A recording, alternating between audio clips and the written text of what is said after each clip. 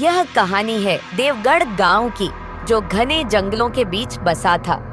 गांव के लोग अक्सर अजीब और गरीब आवाजें और रहस्यमयी छायाएं देखने की बात करते, पर सबसे डरावनी कहानी थी चुड़ैल की।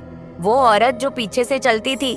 राधा नाम की एक युवती कुछ महीने पहले इसी गांव में अपने पति राकेश के साथ आकर बसी थी। राकेश शहर में नौकरी करता था और हफ्ते में केवल 2 दिन घर आ पाता।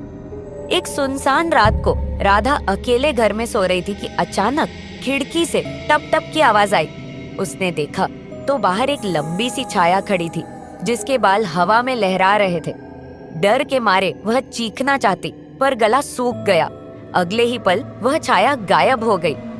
दूसरे दिन पड़ोसी भोला ने उसे चेतावनी दी, बहू जी संभल कर रहना, इस इलाके में एक चुड़ैल का साया है, वो उन्हीं पर हावी होती है जो अकेले रहते हैं। राधा ने उसकी बात को अनसुना कर दिया। ये सब अंधविश्वास है, वह बुदबुदाई। लेकिन एक हफ्ते बाद जब राकेश शहर गया हुआ था, राधा ने दरवाजे पर दस्तक सुनी। बाहर एक बूढ़ी औरत खड़ी थी, जिसके सफेद बाल और लाल आंखें थीं। उसने भीख मांगने का स्वांग बनाया। बेटी एक रोटी दे दो। राधा ने दया खाकर दरवाजा खोला, पर तभी उसकी नजर उस औरत के पैरों पर पड़ी। वे पीछे की तरफ मुड़े हुए थे। चुड़ैल! राधा की सांसें तेज हो गईं। वह बूढ़ी औरत की शक्ल बदलने लगी। उसकी गर्दन 180 डिग्री घूम गई और नाखून सांप की तरह लंबे होते चले गए। राधा ने भागकर रसोई से लोहे का चम्मच उठाया और चुड़ैल की तरफ फेंका।